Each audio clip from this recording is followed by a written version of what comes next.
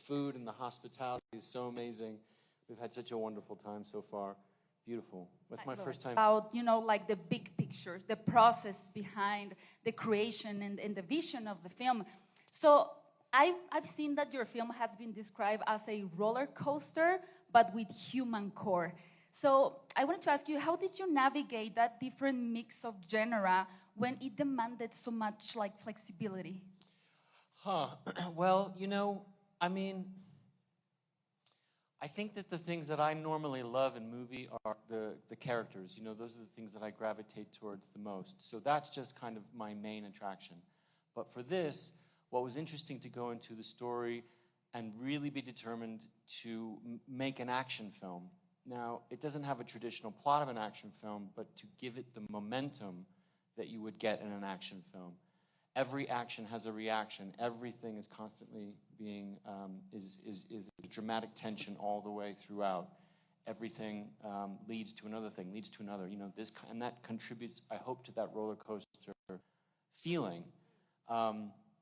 And I think maybe the reason why the film seemed to be connecting is that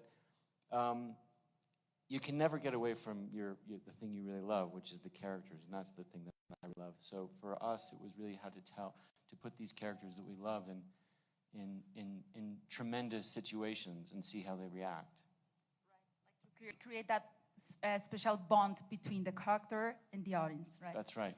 So now we have a question from Sky Mexico, from Julieta Sanchez. She asks, this is for all of you, why did you decide to join this project, and what was in the script that truly spoke to you? Well, first off, Paul Thomas Anderson calls you for a project. You, like Benicio said, you say yes first, then you read the script. He's created such unique worlds that you feel immersed in. And for this one, the fact that I love films that have a tremendous amount of thought put into them, that have layers to them that are, unpredictable in their nature. And Paul started writing this 16 years ago, 17 years ago, and it's so topical to the world that we live in, but it's so entertaining at its core. And these characters have, these three characters have such a humanity to them. They're flawed characters that are trying to make their way in a world of extremes. I just love that he tackled this issue.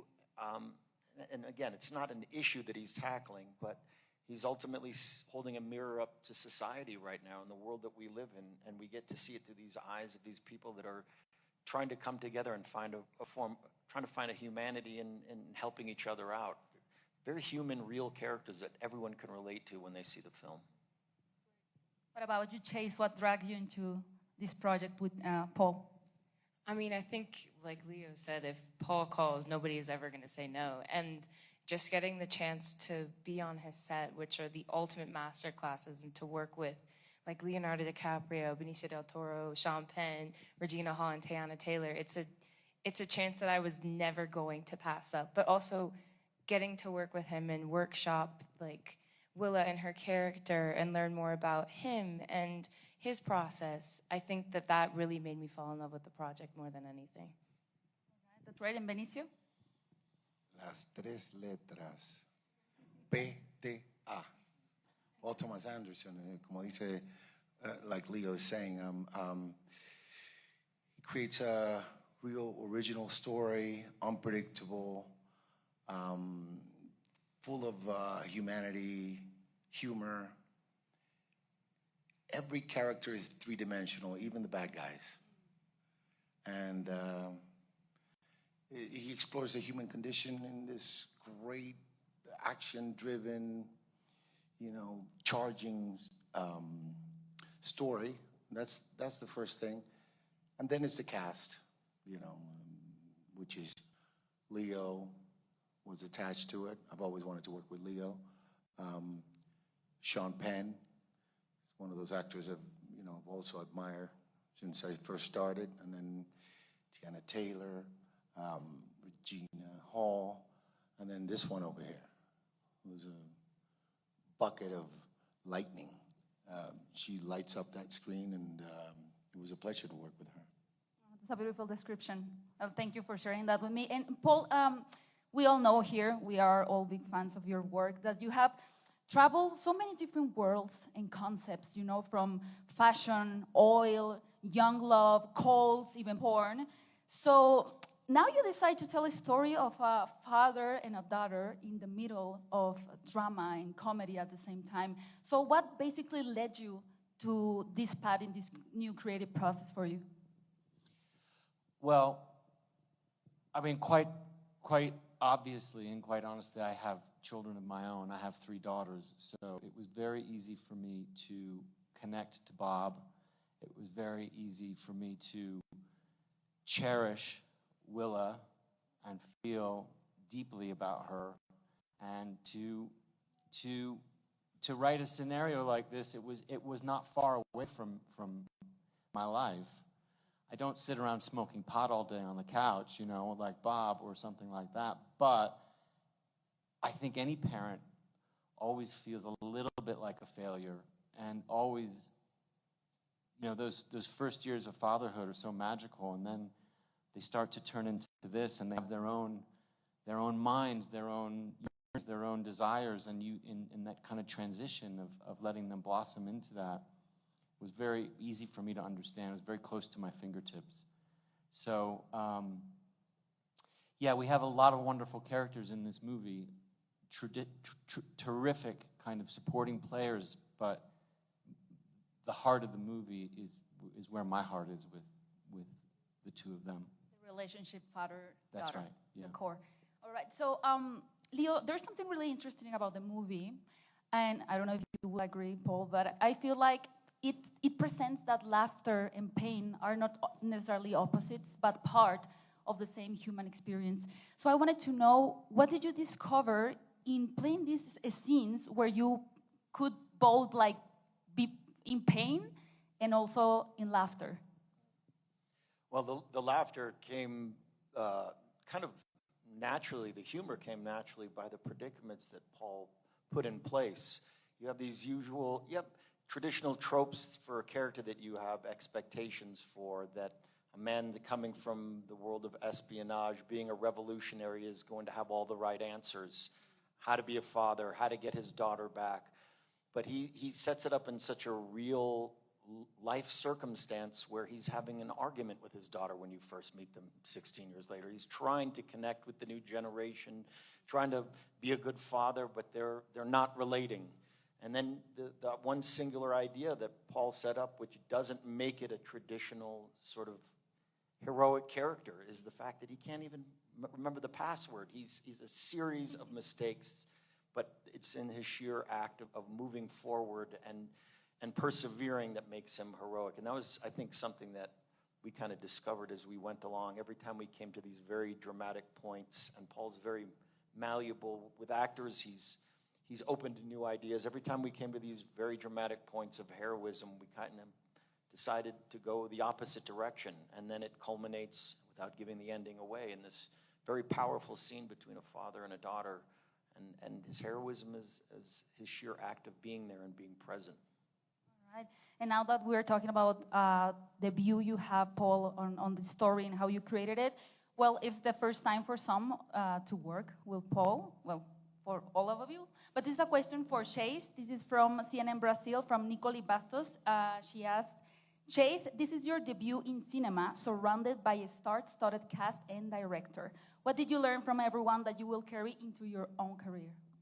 I feel like there was so much that I learned from everybody. Like I said earlier, Paul's sets are the ultimate masterclass, and he just gives you so much freedom to play and just experiment with everybody else. But getting to work opposite Leonardo DiCaprio and Benicio Del Toro, and then everyone who's not here, like Sean and Regina and Tayana, they all gave so many incredible performances, but showed so much compassion to everybody on set and really trusted each other. And Leo especially and Paul like showed so much gentle leadership, and I think that all of those things that they taught me are very special to me, and I'm very grateful for all of them.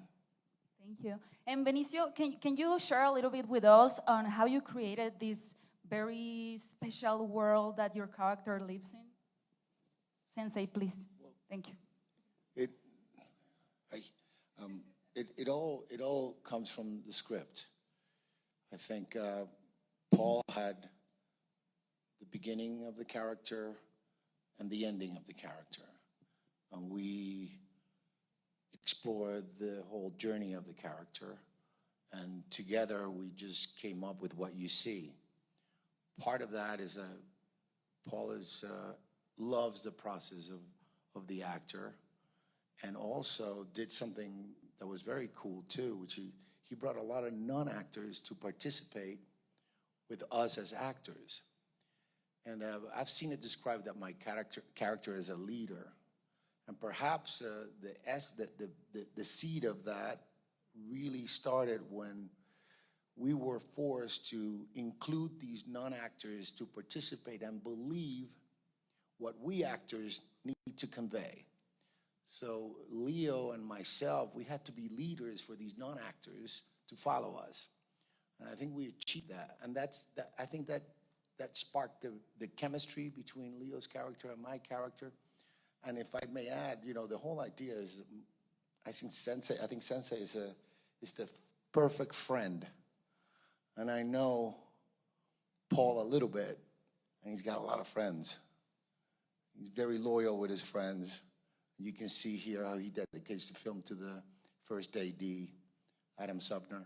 And so, I think everything comes from his, and he just allows the actor to bring yourself into it, to help it, become real. Okay. And you mentioned the non-actors, the actors, so it's pretty clear that making a film requires like a whole village, right? And also, I learned and we heard that you made some of your physical stunts. So I think that this movie, it's a variation of generations, as you mentioned. So what dynamics between you and everyone helped bring through to the story? I mean, what things were you doing maybe off set or even on set that helped build that dynamic to bring the characters in a more deep life?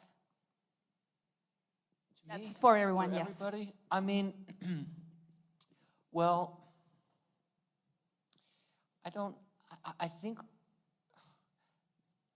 luckily, Leo and Benicio and I have known each other for a while, so there's a friendship and a mutual respect there, and the same thing with Sean, too, So I think to Benny's point, which is interesting, that you do feel as if you're the leaders and that you are inviting people to come to the party, to come to collaborate with you, and I think that maybe, one thing I would say is I think we all take the work very seriously. We don't take ourselves very seriously. I think that we like to have a good time. We like to work very hard. I think one of the benefits that we had in this film was being on location. We were like a very traveling circus. So we would be in Northern California. We went all over California into El Paso. And so when you have those kinds of journeys together, it puts you in a better kind of a headspace, a team space, You're living somewhere together, really going to work together, and there's just a unified front to try to do good work and to have a good time doing it. Yeah, to your point about taking a village, I mean, this is like the smallest portion of the people that made this movie. There's so many people that really made this movie with us, behind us, that I've worked with for years and years and years. And, maybe you've heard people talk about filmmaking as a family before. When it's at its best, it really is that way. And I don't know. We were happy to go to work every day. That's a good feeling. Yeah. Nice. What about you, Leo? Do you feel that there were any dynamics that help you, like create the characters or? Paul said it best. I think that the dynamics, the greatest gift you can have as an actor is to walk into an ecosystem on set where there's been a tremendous amount of thought already put into it. And that doesn't mean just the story or the camera work.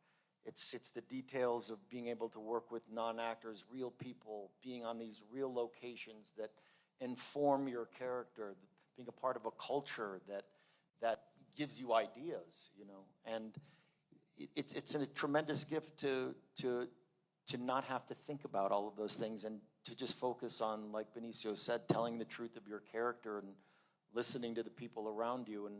And Paul created that in an amazing way in this movie. I said it so many times, but there's so much thought put into this film. There's so many unexpected twists and turns, and he almost created its own, you know, its own universe in a modern day context. I've talked about Star Wars before, but it's true. He created like a Star Wars universe in this world, and I think people are going to have an amazing time watching this movie, especially in the theater, because it's a film that's really made for that theatrical experience. Great. And I saw you smiling when Leo said universe, like you agreed. So if you can add up a little bit to his answer as well and the dynamics question, please. Yeah, I think, like, to echo what the two of them have said, like, Paul does a fantastic job, and everyone else who works on the film, whether they be on the stage or not, creating that family and creating a space that you feel safe. And I think that also makes you excited to go to work every day and excited to see everyone else in the cast and crew. But yeah, I mean, I'm literally just completely echoing what they said because they said it best. Perfect. So now I have a question for you, Benicio. This film is about survival, but also it's about legacy. So what do you think Sergio represents for the next generation in the story, and how did you bring that across in your performance? Well, I think it's basically what I just said earlier. It brought that into the performances. Comes from the story, from the part that Paul offered me, and I think that Sensei is like he's an American hero. He's a friend that, you know, we all want. And how did I bring that up? I just reacted a lot from what Leo was throwing my way, and there's a little crucial little moment in there where I do a selfie with Leo, and that brought some humanity to the character, which comes from the script, which is Sensei. It's a little bit himself, a little bit of a revolutionary. He's doing it, a humanitarian, and he's going against forces. Let's call them forces. And so, but then he finds out that Leo's character is the Rocket Man. And in my mind, and I think we talked about it too, you know, that's one of Sensei's heroes. And, you know, we decided that it would be funny if I take a picture and document that, just kind of like we're being documented a little bit. I'm not saying I'm your hero, but, you know, so it brought that sense to the character that it's easy for me because I've been a fan of Leo. So I was a fan for a moment there, and we took the picture. But you know, I think that brings an angle to the character, a dimension to the character that makes it very original, very human. Right. And Paul, we have also discussed the mix of genres. We have discussed like the impact of the story, but even like the action and the comedy that you brought to it. But I think that beneath all of that, there's also a story about wounds, about resilience, and about even like hidden truths. So I wanted to ask you, what conversations do you hope this movie opens between the audience when they see the film? My God, that's a great question, and one I feel completely unprepared to answer, because it's a big question. You know, I don't. You know, a friend of mine came out of the movie the other night, and he said, I don't want to talk about this right now. I just want to think. I just want to feel it. And I loved that. I loved that feeling. I hope he did. I hope he does want to talk about it with me one day. But I think the film, I hope, if anything, that there's an optimism to it that I hope comes through. I feel optimistic when I look at Chase, when I look at another generation coming up behind us. I see it in my kids. I see it in her performance. I get optimistic about the future of movies are going to be in good hands if she's going to be on that screen. So the end of the movie is her. You know, the end of the movie is handing handing off the journey to her, the fight to her. And so that makes me optimistic. So I hope that comes through in the film. I hope that would be a currency within the conversations about the film, or a feeling at least. A feeling. Yeah. That's stronger, right? Yeah. So Chase, I know that we talked a little bit about this before, but can you dig a little bit more about how did you feel sharing the screens with Oscar winners and veteran actors? Because this can be both like a huge challenge, but also a great inspiration for you. Wait, as an I want to actress. just say something. I Sure. think the question is, were they nervous to work with her? Because Were you guys nervous to work with Chase? Because Leo and I were very nervous, very, very concerned with her the first day. I'm answering for you. I'm interrupting. But we were very concerned. We said, well, we have to really keep an eye out for her. It's her first movie, you know. Really like annoying, kind of babying her a little bit. Like, are you okay? And she was kind of looking at us like, I'm fine. Let's go. And we realized that we were nervous. And we really didn't have anything to worry about with her. But now you can answer your question. So I just wanted to say So that. it was the question was the other way, right? No, but thank you for sharing that with us. So Chase, was there a moment on set that made you feel you were growing as an actress, particularly with this exchange of generations? Oh, for sure. I think like getting to work with like Paul and Leo and Benicio, and then again the people who aren't here, Sean, Regina, and Tayana. I think that just getting to be a student and observe them every day, I found myself being like, oh my gosh, I'm growing in ways that I never could have imagined growing, and just getting the chance to observe them, and then observe Paul interacting with the rest of the crew, and then observing every other department within the crew was such a gift. So yeah. Thank you so much for sharing that with us. I think this is the last question, which is open to you. Is there anything else you want to add about One Battle After Another now that we will be able to see it in cinemas very soon? I want to echo something that Leo is so good about saying, is that it's like you want to get on your knees and beg people to come to the theater, because we really, that's what we have bet on this. I think that we grew up in a time where we went to the movies. We didn't know anything other than going to the movies.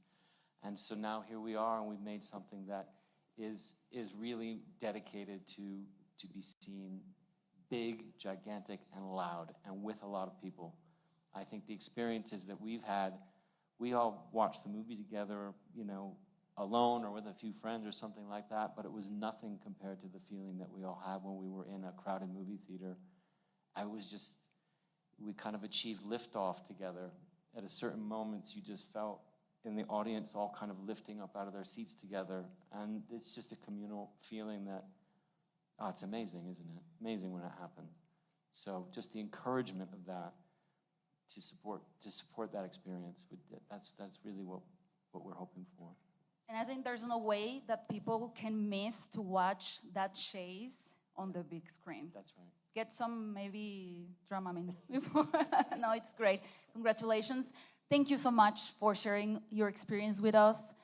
We learned a lot about the movie, and for people who hasn't seen the film, remember, I'm going to switch to Spanish. Recuerden que la película se estrena el 25 de septiembre y también traten de verla en IMAX para que puedan disfrutar completamente esa experiencia tan inmersiva que es la película, que está llena de conceptos, ideas súper interesantes del director Paul Thomas Anderson. And before we wrap, guys, can you please stand here for a quick picture from those cameras, please?